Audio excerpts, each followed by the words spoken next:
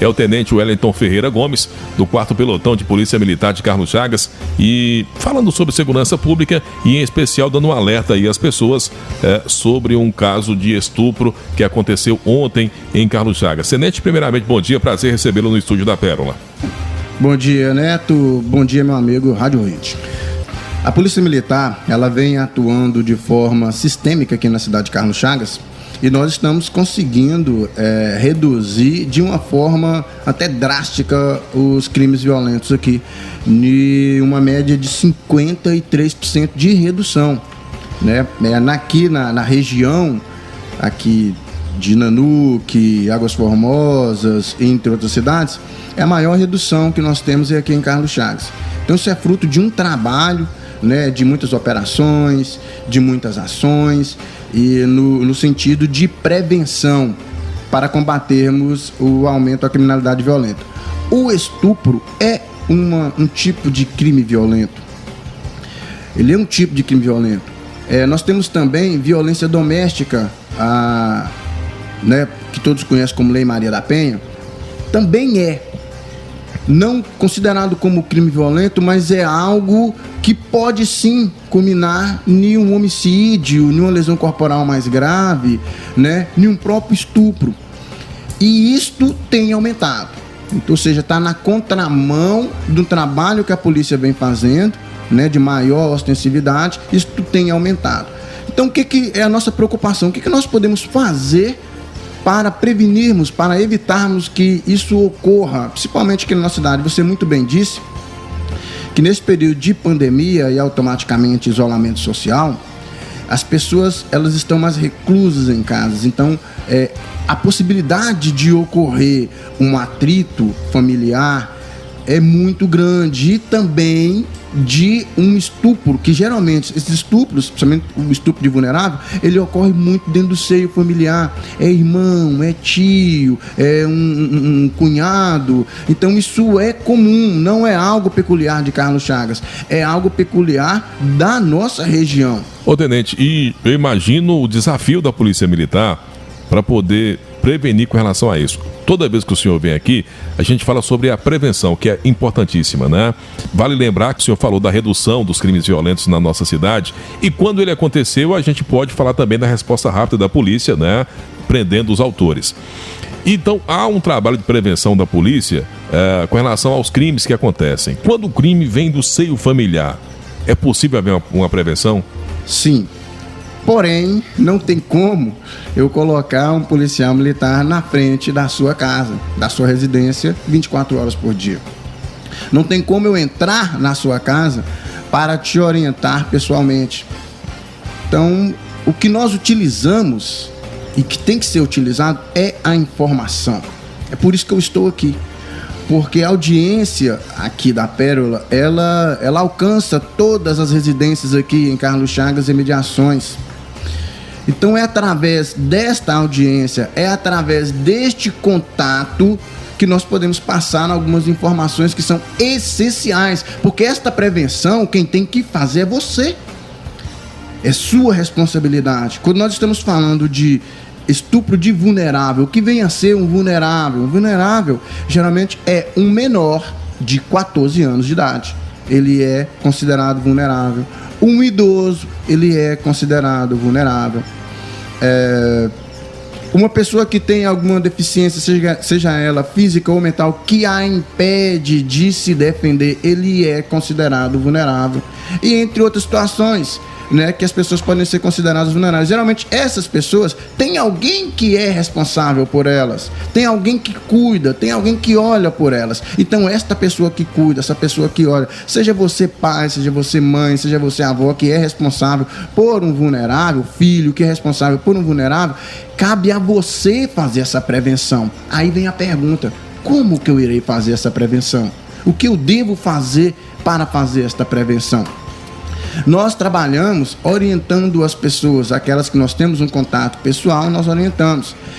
Aqui em Carlos Chagas, eu fico impressionado também com o trabalho que é desenvolvido pelo Conselho Tutelar. Sim. O Conselho Tutelar aqui, ele é ativo, ele é vigilante e ele tem contribuído muito para isso, né? Então, vai o meu alô, vai o meu parabéns para essas mulheres, né, que têm feito um trabalho dioturno e incansável para auxiliar também nesta prevenção. Nós também temos a Secretaria de Assistência Social aqui, que é muito ativa também aqui em Carlos Chagas e nos trago alguns problemas também, né, de origem até criminal, que nós possamos agir em cima.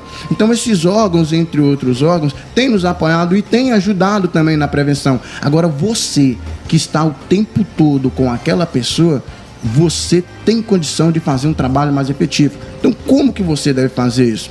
Bem, você tem que observar o comportamento. Vamos tratar agora, vou falar um exemplo mais prático para todo mundo entender de forma mais clara.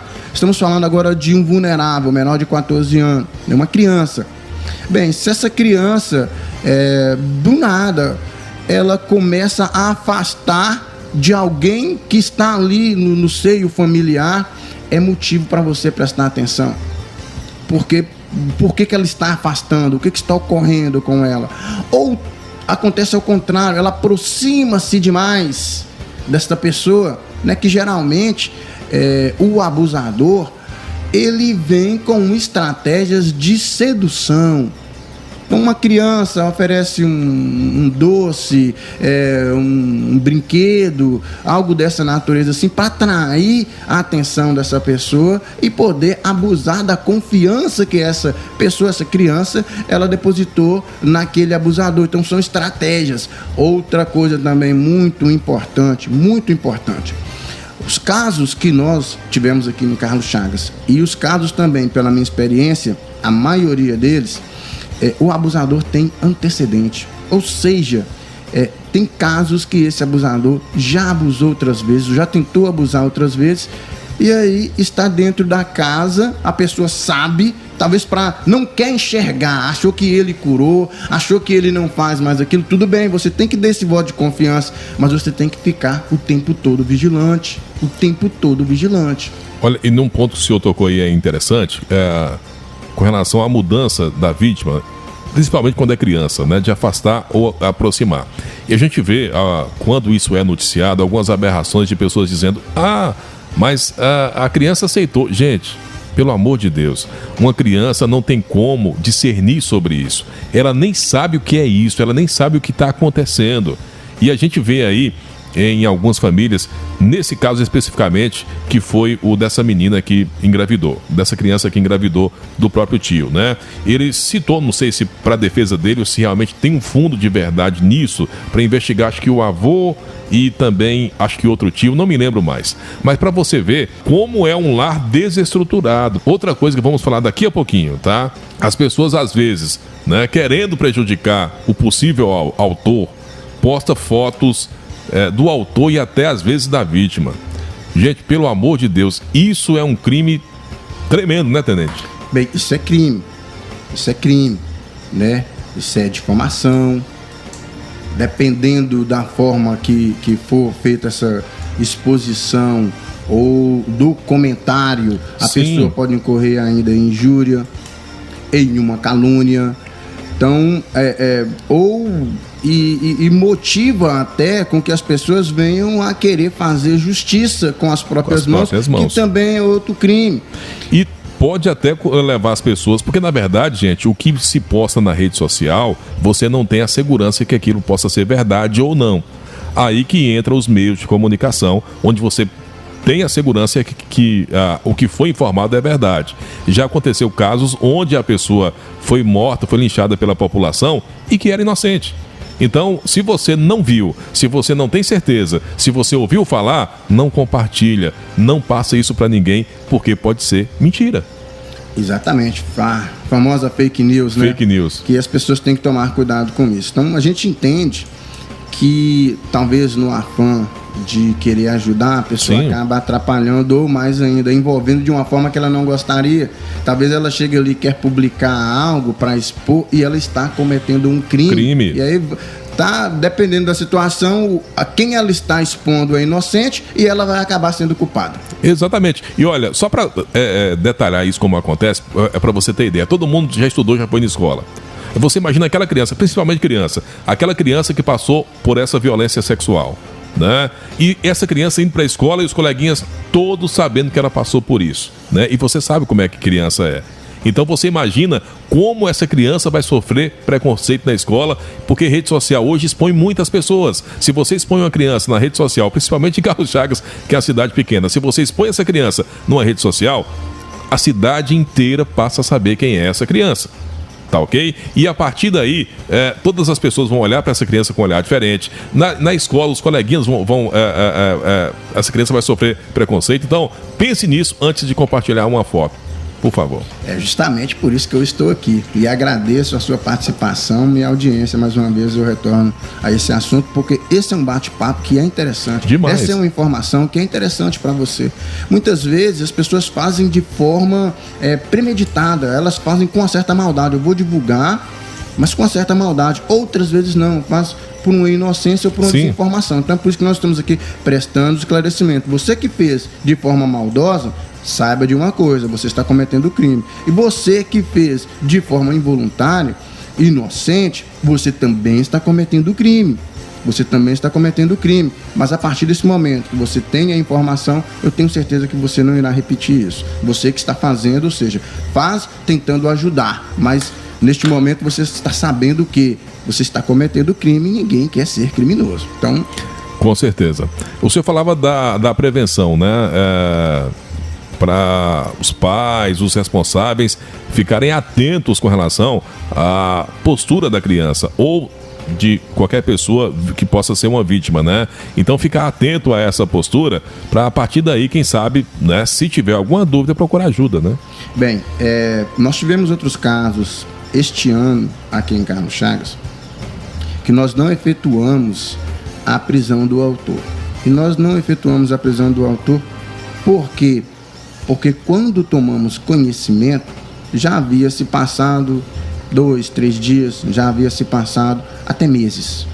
O primeiro caso que nós tivemos aqui ocorreu deste ano 2020, ocorreu em 2019, nós só tivemos conhecimento em 2020. Entendo que, como ocorre no seio familiar, os próprios familiares querem resolver aquilo. Eu compreendo. Porém, trata-se de um crime. E quando trata-se de um crime, tem algumas posições que você tem que tomar. Você precisa fazer isso para evitar que ele venha a ocorrer novamente. Bem, nos casos que nós tivemos conhecimento de imediato, assim que ocorreram, são 100% de efetividade. Nós realizamos as prisões dos autores. E aí vai o meu recado para você que está pensando que, assim como a sua audiência chega nas casas e eu estou orientando as pessoas que cuidam das possíveis vítimas, chega também na casa daquele abusador. E ele está me ouvindo agora. E aí vai o meu recado.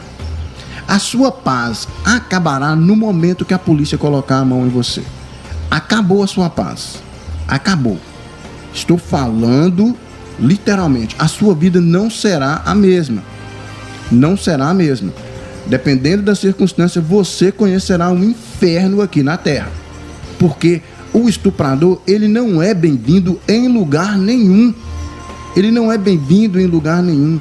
Quando o estuprador chega dentro de uma cadeia, dentro de um presídio, ele tem que ser isolado dos demais. E mesmo assim, ele não tem paz naquele local. Porque se estourar uma rebelião, os primeiros que todas as facções que são contras, que atuam dentro de presídio, os primeiros que eles irão querer colocar na frente para demonstrar força, para demonstrar uma certa periculosidade, são os estupradores. Então, é o tipo Se você é criminoso, eu acho que ninguém passa isso na cabeça, mas se você é criminoso, algum dia deseja ser preso, a pior escolha é ser preso por estupro. Então você, abusador, que está me ouvindo ou que está pensando em cometer esse crime, saiba, você conhecerá o inferno aqui na terra a partir do momento que você for preso. Ok, tá aí, portanto, então, gente. E olha, bom, agora falando dos casos, né? Lógico, a gente vai falar de forma superficial, não expondo ninguém. Mas ontem aconteceu mais um caso, não foi isso? Exatamente. E é importante eu falar sobre esse caso. Foi um caso de estupro e isso me chamou a atenção. Chamou a atenção porque eu faço meus exercícios físicos, eu faço a minha corrida justamente naquele local ali, né, do quartel de polícia, onde é que todo mundo conhece. Vou até o trevo, ali na saída da cidade. E foi lá no trevo que ocorreu o estupro, ontem à noite. Então, por que eu estou falando isso? Porque assim como eu, muitas pessoas fazem a sua caminhada, a sua corrida, o seu exercício físico naquele local. Então vocês não precisam se preocupar. Não precisa se preocupar. A situação foi o seguinte: tinha uma senhora, ela estava embriagada, né? Estava embriagada e um abusador aproveitou dessa situação que ela se encontrava, arrastou-a para o mato e tentou ter com ela relação sexual forçada. Um dos usuários ali que fazia a caminhada viu aquela situação, né? E assim que ele percebeu que um usuário viu, o autor correu, entrou de imediato em contato com a polícia militar. Nós fizemos o devido rastreamento e fizemos a prisão desse autor. Ou seja, o que ocorreu ontem, o autor está preso e não foi uma situação voltada que ele fica naquele local esperando alguém que está passando ali para cometer o seu crime. Ele aproveitou de uma situação e cometeu aquele delito. Então estou falando para os usuários daquele local que foi algo esporádico, foi algo isolado, mas que foi algo importante, mas que graças a Deus nós conseguimos atuar de imediato e tirar esta pessoa de circulação.